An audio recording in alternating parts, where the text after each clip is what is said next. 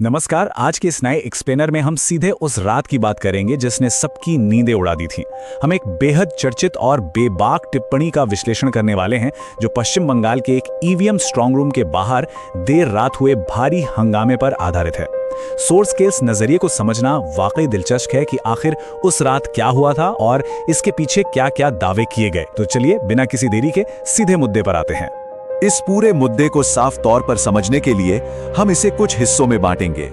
सबसे पहले stronger room प्रदर्शन की घटना, फिर ईवीएम की स्ट्रिक्ट सिक्योरिटी और उसके प्रोटोकॉल। उसके बाद हम इन प्रदर्शनों के पीछे की राजनीतिक थ्योरीज, मीडिया बायस यानी पक्षपात के आरोपों और आखिर में जो क्षेत्रीय प्रतिक्रियाएं आई उन पर गौर करेंगे। चलिए आगे बढ़ते हैं। पहला हिस्सा है the strong room protest incident. आइए उस मुख्य घटना से शुरुआत करते हैं जिसने इस पूरी चर्चा और बवाल को जन्म दिया। अब एक स्ट्रॉन्ग रूम सुनने में शायद किसी आम ताले वाले कमरे जैसा लगे, राइट? पर ऐसा बिल्कुल नहीं है। असल में ये एक बेहद सुरक्षित सरकारी इमारत होती है, बिल्कुल किसी किले की तरह, जहां वोटिंग खत्म होने के बाद ईवीएम्स को कड़ी सुरक्षा में रखा जाता है। सोर्स बताता है कि भवानीपुर का यही स्ट्रॉन्ग रूम अचानक से एक भारी अफरा तफरी का केंद्र बन गया था। जरा उस रात के मंजर की कल्पना कीजिए। नरेटर बताते हैं कि भारी बारिश हो रही थी, आधी रात का वक्त था और भवानीपुर स्ट्रॉन्ग रूम के बाहर जबरदस्त ड्रामा चल रहा था। सोर्स के मुताबिक ईवीएम से छेड़छाड़ की अफवाहें आग की तरह फैल गई थी। कुछ विवादित सीसीटीवी फुटेज और दरवाजे जल्दी खोलने से जुड़े ईमेल्स की बात उठी और देखते ही देखते खुद मुख्यमंत्री ममता बनर्जी और कई टीएमसी कार्यकर्ता उस तूफानी बारिश में वहां पहुंच गए और घंटों तक प्रोटेस्ट किया। उस वक्त का उनका एक कथित बयान यहां देखना बहुत जरूरी है। मैं लोकतंत्र की हत्या नहीं होने दूंगी। मैं चाहती हूं कि ईवीएम के वोट्स अनछुए रहें। ये कोड अपने आप में बहुत कुछ कहता है।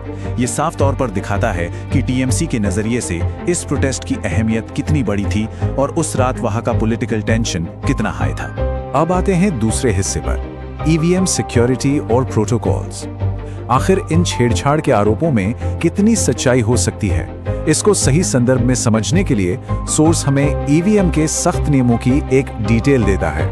सोर्स एक एक करके स्टेप समझाता है कि चुनाव सुरक्षा की असलियत क्या है। पहला, पोलिंग के बाद सारी पॉलिटिकल पार्टीज के रिप्रेजेंटेटिव्स के सामने मशीन क्लोज और सील होती है। दूसरा, इन्हें सीआरपीएफ गार्ड्स, जीपीएस ट्रैकिंग और वीडियो रिकॉर्डिंग की निगरानी में ट्रांसपोर्ट किया जाता है। फिर आती है स्ट्रॉन्ग रूम की बारी, जहां मल्टी पार्टी लॉक्स और इलेक्शन कमीशन की सील लगती है। अगर कोई छेड़छाड़ की कोशिश भी करे तो मशीन में तुरंत एरर आ जाता है या बैटरी जाम हो जाती है।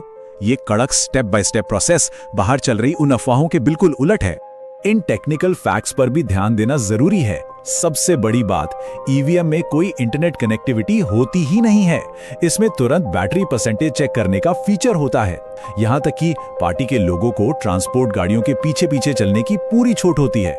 कमेंटेटर इस बात पर बहुत जोर देता है कि इन स्ट्रिक्ट फेल सेफ्स की वजह से ईवीएम के डेटा को फिजिकली या डिजिटली हैक करना प्रैक्टिकली इम्पॉसिबल है। तीसरा हिस्सा, थ्योरीज बिहाइंड द प्रोटेस्ट्स। जब टेक्निकल प्रोटोकॉल्स इतने मजबूत हैं तो सोर्स का यह विश्लेषण अब प्रोसीजर से हटकर सीधे पॉलिटिकल थ्योरी की ओर मुड़ जाता है।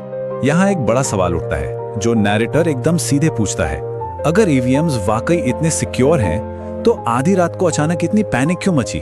आखिर इतने अनुभवी राजनेता बिना वेरीफाई की गई अफवाहों पर इतना बड़ा कदम क्यों उठाएंगे? इसके जवाब में सोर्स बहुत ही तीखे आर्ग्यूमेंट्स देता है। उनका मानना है कि ये पूरा प्रोटेस्ट शायद एक सोची समझी स्ट्रैटेजी थी। वजह क्या बताई गई? वजह है 4 मई को आने वाली संभावित चुनावी हार का डर। ऐसा कहा गया है कि हार का बहाना पहले से सेट करने के लिए ये ईवीएम हैकिंग का नैरेटिव बनाया गया ताकि टीएमसी अपने पार्टी वर्कर्स का मोराल गिरने से बचा सके और लोकतांत्रिक जनादेश को लेकर लोगों के मन में डाउट्स पैदा कर सके। चौथा हिस्सा, मीडिया पर आरोप।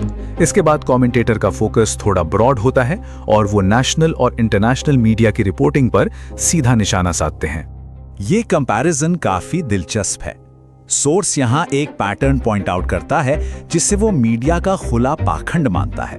उनका आर्गुमेंट है कि एक तरफ बंगाल में आधी रात को स्ट्रॉन्ग रूम के बाहर इतना बड़ा बवाल और कथित डराने धमकाने की बातें होती हैं, लेकिन मीडिया बिल्कुल चुप रहता है। वहीं दूसरी तरफ उनका तर्क है कि अगर यही घटना यूपी या गुजरात में होती तो बीबीसी या अल जजीरा जैसे मीडिया संस्थान तुरंत ग्लोबल लेवल पर लोकतंत्र खतरे में है कि हेडलाइंस चलाना शुरू कर देते। सोर्स आगे कहता है कि मीडिया जानबूझकर बंगाल में होने वाली पॉलिटिकल वायलेंस और विकास की कमी को इग्नोर करता है, लेकिन यूपी जैसे राज्यों में इंफ्रास्ट्रक्चर के प्रोजेक्ट्स पर बहुत ज्यादा फोकस करके उनकी कड़ी जांच की जाती है। आसान शब्दों में कहें तो कमेंटेटर का ये दावा है कि ऐसी सिलेक्टिव चुप्पी एक खासा पार्टी को बचाने का काम करती है, जबकि दूसरे के शासन को असमान रूप से निशाना बनाती है। और अब हमारे एक्सप्लेनर का आखिरी हिस्सा, रीजनल रिएक्शंस एंड स्टेटमेंट्स। आइए देखते हैं कि इस पूरे माहौल में किस तरह के कंट्रोवर्शियल बयान दिए गए जो इस चुनाव के जियोपॉलिटिकल टेंशन को और बढ़ा देते हैं। पहला बयान है टीएमसी नेता अभिषेक बनर्जी का। उनका एक कथित बयान यहाँ पेश किया गया है। 4 मई को दोपहर 12 बजे के बाद मैं देखूंगा कि तुम्हारा कौन सा बाप दिल्ली से आकर तुम्हें बचाता है। सोर्स इस स्टेटमेंट को सीधे तौर पर बीजेपी वोटर्स को खुलेआम धमकाने के सबूत के तौर पर दिखाता है। इस टेंशन का असर सिर्फ देश के अंदर ही नहीं बल्कि बॉर्डर के पार भी देखा गया। बात को अंतर्राष्ट्रीय सीमा के पार ले जाते हुए सोर्स ने एक बांग्लादेशी सांसद का एक बयान कोट किया है। अगर बीजेपी जीतती है तो बांग्लादेश में रिफ्यूजी क्राइसिस आ सकती है क्योंकि इलीगल इमिग्रेंट्स वापस आएंगे। इस चिंता का हवाला देते हुए कमेंटेटर ये पॉइंट बनाता है कि टीएमसी की हार का डर उन बाहरी तत्वों को भी है जो इलीगल इमिग्रेशन पर निर्भर है। तो हम आज के इस डीप डाइव को सोर्स से निकले इस आखिरी और बेहद जरूरी सवाल के साथ छोड़ते हैं। इस एक्सप्लेनर के बाद हमें यह सोचना होगा कि किस तरह से ये पॉलिटिकली बनाए गए नैरेटिव्स और सिलेक्टिव मीडिया कवरेज आम जनता का डेमोक्रेटिक प्रोसेस पर से ट्रस्ट हिला देते हैं। जो खबरें दिखाई जाती हैं या जो जानबूझकर छुपाई जाती हैं वो हमारे चुनावों की सच्चाई को कितना बदल देती हैं। ये विश्लेषण यहीं खत्म होता है, पर इस सवाल का जवाब ढूंढना अभी बाकी है। इस चर्चा में जुड़े रहने के लिए बहुत बहुत शुक्रिया।